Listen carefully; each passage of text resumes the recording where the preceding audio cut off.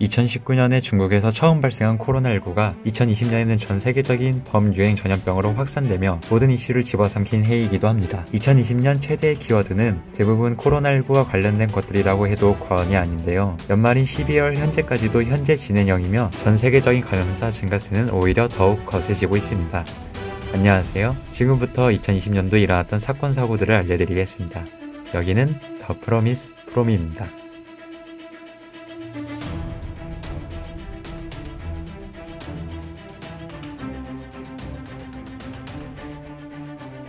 1월 3일 이란군의 이슬람 혁명수비대 알쿠드스 부대의 사령관인 카셈 솔레이마니 소장이 이라크에서 미군의 공습에 의해 사망했습니다. 정치적으로 알리 하메네이가 가장 신임했던 신복으로 알려져 있습니다. 현 이란 대통령 하산 로하니의 임기가 2021년에 끝나는데 솔레이마니는 하메네이의 최측근인 만큼 2021년 이란 대통령 선거에 출마할 것으로 점쳐질 정도로 유력 대권 후보였습니다. 이란은 핵 개발에서 이란 대통령을 제치고 알리 하메네이와 솔레이마니 둘이서만 정보를 주고받으면서 핵무기를 같이 만들 정도로 가까운 사이였으며 이란 대통령인 하산 로하니보다도 솔레이마니가 권력이 센 이란의 2인자 격이었던 것이었습니다. 미국과 이란 사이의 갈등이 다시금 고조되는 가운데 2020년 1월 3일 새벽 1시경 미국이 원격 조종하는 드론 MQ-9 리퍼 무인 공격기가 카셈 솔레이마니가 방문 중인 이라크 바그다드 국제공항을 폭격하였고 공습 결과 카셈 솔레이마니는 그 자리에서 사망하였습니다. 1월 5일 유튜버 홍정호 아임투렛이 틱장애를 연기했던 것으로 밝혀져 파문이 일었습니다.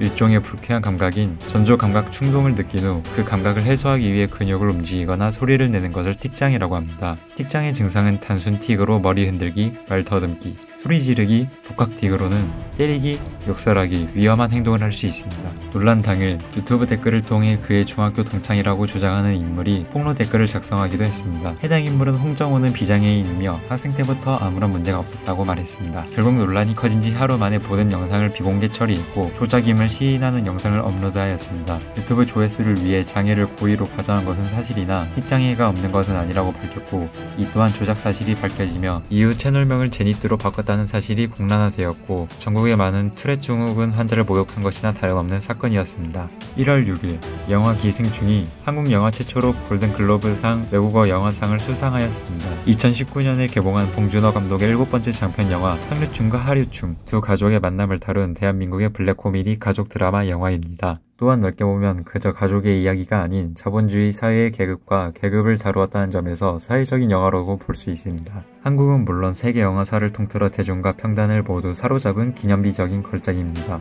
골든글로브상은 1944년도부터 할리우드 외신기자협회에서 기금 조정을 위해 시작했으며 시상식은 다른 영화상과 달리 만찬과 같이 자유로운 분위기에서 진행됩니다. 2월 13일 남극에서 역대 최고 기온인 20.7도가 관측되었습니다. 남극에서 20도가 넘는 기온이 관측된 것은 사상 처음입니다. 남극 대륙의 전체 면적 가운데 98%가 평균 두께 1.9km의 빙산과 빙하로 덮여 있습니다. 나머지 바다 부분도 상당 부분은 겨울에 해빙으로 뒤덮이며 일부 지역은 빙상이 쏟아져 나와 만들어진 빙봉이 넓은 면적을 차지하고 있습니다. 세계 기상기구에 따르면 남극 대륙 반도는 지난 50년 동안 지구상에서 가장 빠르게 온난화 현상이 일어나는 지역 중 하나라고 합니다. 거의 모든 지역의 빙하가 돋고 있는 것입니다.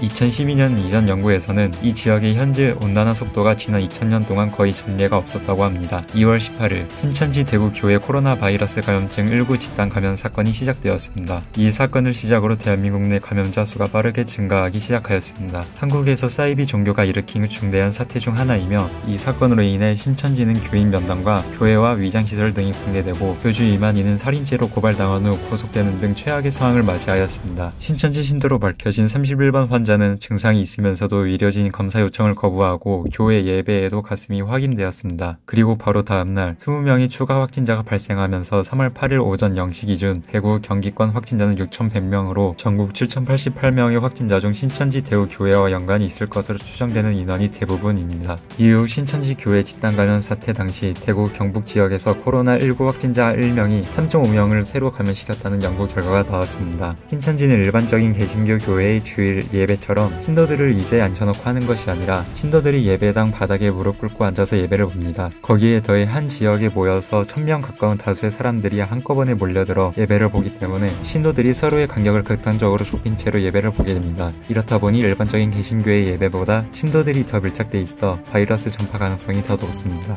3월 9일 마스크 오브제가 본격적으로 실시되었습니다. 만 10세 이하의 어린이와 만 80세 이상의 어르신은 대리구매가 가능하게 되었습니다. 대한민국 정부가 코로나 바이러스 감염증 19 확산에 따른 마스크 수요 폭증에 대응하기 위해 2020년 3월 9일부터 2020년 5월 31일까지 시행된 정책입니다. 정부는 공평한 마스크 수급을 위해 다음 3가지 공적 마스크 3대 구매 원칙을 내세웠습니다. 1주당 1인 신매 구매 제한, 요일별 구매 오브제, 중복 구매 확인 시스템 가동. 마스크 구매 시에는 운전면허증, 주민등록증, 여권 중 한 개를 지참하여야 했고 미성년자의 경우 청소년증을 지참하면 되지만 없을 경우 학생증과 주민등록번호를 같이 가져와야 했습니다. 실제로 마스크 오브제가 안정된 이후 시민들의 심리적 안정감이 높아져 구매 혼란과 마스크 줄서기가 줄어들었고 효과가 있었다는 부산시와 강원도 약사회의 분석도 나왔습니다. 초기에는 약국마다 마스크의 판매 시간이 다르고 마스크가 약국에 언제 들어오는지 약사조차 모르는 경우가 있었습니다. 결국 약국이 문을 여는 시간부터 줄을 서야 하는 상황이었는데 각 약국에 공급되는 마스크는 250장 정도라 판매 시간이 30분도 지나지 않아 미리 줄을 서고 있던 사람들이 전부 사갔던 것이 일반적이었습니다. 제도 시행 초기에 한정된 수량의 마스크만 구매할 수 있었을 때에는 이에 대한 불편함이 많았으나 마스크 구매가 가능 수량을 3매에서 10매로 확대되면서 불편함이 거의 해소되었습니다. 결론적으로 오후 시간대에 약국을 방문해도 마스크 구매를 안정적으로 할 수 있다는 것이 큰 장점이었습니다. 4월 1일 대한민국에서 지방직 소방공무원들이 국가직으로 전환되었습니다. 소방공무원은 고위험과 스트레스 등 열악한 근무 환경에 처해 있었으며 유서 직종 대비 사기가 낮아 국민의 눈높이에 맞는 처우 개선에 대한 필요성이 증가했습니다. 소방 업무가 화재 진압이라는 고유 영역을 넘어 재난구조, 구급 및 국가적 재난 대응으로 점차 확장됨에 따라 국가의 소방 업무에 대한 책임이 강화되어야 한다는 문제의식도 제기되었습니다. 이에 따라 행정안전부와 소방청은 4월 1일 지방직 소방공무원 52,516명이 국가직으로 전환되었다고 밝혔습니다.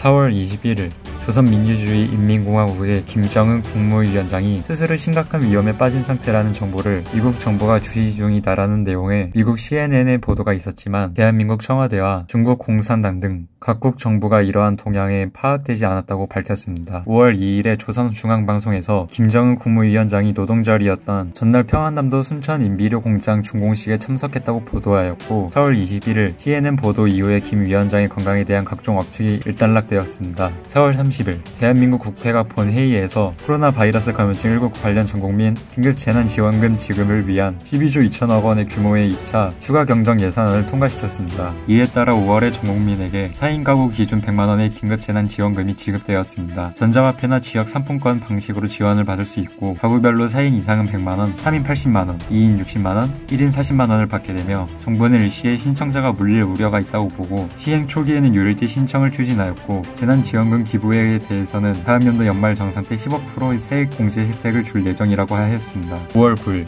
박원순 서울시장이 이태원 클럽 코로나 바이러스 감염증 19 집단 감염 사건에 따라 클럽 등 모든 유흥시설에 대한 집합금지 명령을 내렸습니다. 5월 10일에는 이재명 경기도지사, 박남춘 인천시장이 같은 조치를 취했습니다. 엠번방 성착취물 제작 및 유포 사건 중 하나인 엠번방의 운영자 문영욱, 텔레그램 닉네임 각각이 검거되었습니다. 박사방의 경우 2,000건 이상의 거래 내역을 경찰이 확보한 상태이며 공식적으로 알려진 박사방 피해 여성 74명 중 16명이 미성년자라는 사실이 알려지며 논란이 더 커졌습니다. 이후 1월에 엠번방 관련 국민청원이 10만 명의 청원으로 마무리되었고 사건 수사가 급속하게 진전되며 2020년 3월 16일에서 17일 텔레그램 본사 운영진들의 협조와 경찰의 수사로 박사방 운영자 조주빈이 검거되고 여러 언론에 대대적으로 보도되면서 대중들에게도 알려지게 되었습니다. 6월 1일 충청남도 천안시 서북구 백석동의 한 아파트에서 9살 아이가 7시간 넘게 여행용 가방에 갇혀있다 이틀 뒤 숨지는 사건이 발생하였습니다. 경찰 조사 도중 계모인 성승희는 A군이 게임기를 고장내고도 고장을 내지 않았다고 거짓말을 하여 훈육 차원에서 9살 아이를 여행용 캐리어 속에 넣고 물조차 주지 않은 채 총 7시간이나 가두었다고 진술했습니다. 성승희는 A군을 가방 안에 가두어 놓고 3시간 동안 외출을 다녀오기도 했으며 A군이 가방 속에서 소변을 보자 더 작은 캐리어 속에 넣었다고 합니다.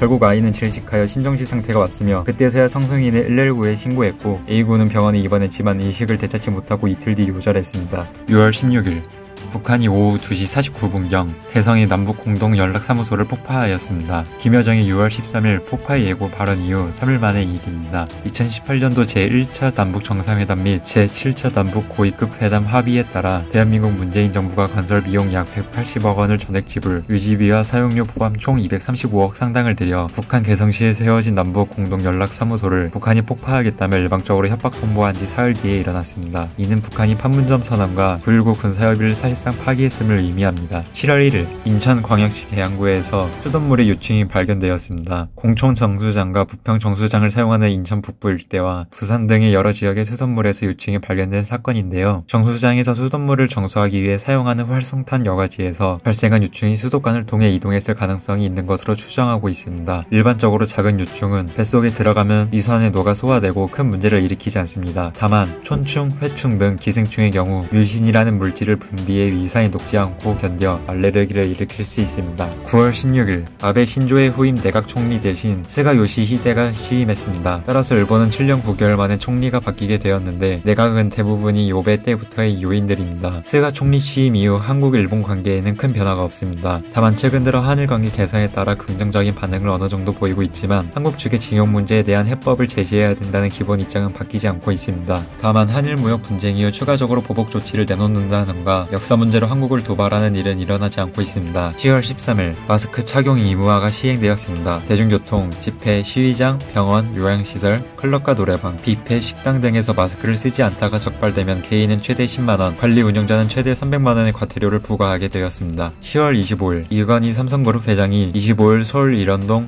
서울삼성병원에서 별세했습니다. 이건희 회장은 대한민국의 기업인 삼성전자 회장 겸 삼성그룹 총수였는데요. 대한민국 최고 부자였던 것으로 잘 알려져 있습니다. 급성 심근경색으로 인해 자택에서 가장 가까운 순천향대학교 서울병원 응급실에 입원했는데 심장이 멎는 급박한 사태에 이르기도 했습니다. 그러나 심폐소생술로 심장 기능이 돌아온 후 서울그룹 산하인 삼성서울병원에 이송되었습니다. 12월 1일 유치원 교사가 어린이 급식에 정체불명의 액체를 넣은 것이 발각되어 경찰이 조사에 나섰습니다. 해당 물질은 모기 기피제와 계면활성제로 밝혀졌습니다. 해당 유치원 교사는 약통 속 액체가 그냥 물이라고 주장해왔습니다. 앞서 이 교사는 지난달 유치원 CCTV에 앞치마에서 약통을 꺼내 액체를 급식통 등에 넣는 모습이 포착되었습니다. 12월 12일 조두순이 출소하였습니다. 상해치사, 아동성범죄, 성폭행, 살인 등을 포함한 18건의 범죄를 저지른 대한민국의 범죄자이며 한국은 물론이고 전세계 한인사회까지 떠들썩하게 한 최악의 아동성범죄 사건 중 하나인 조두순 사건의 가해자입니다. 조두순은 2008년 12월 13일에 수감되어 징역 12년이 선고된 바 이에 따라 2020년 12월 12일 새벽 6시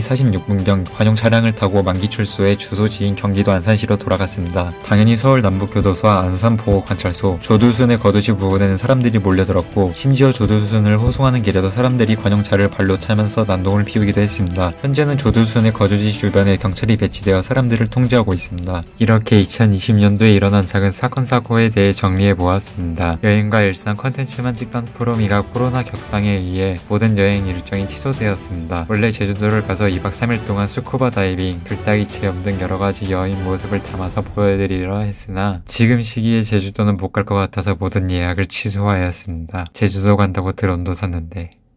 지금까지 시청해주신 여러분 감사합니다. 3월달에 2020년도에 일어난 작은 사건이 있었습니다. 2020년 3월 20일 프로미의 생일이었습니다.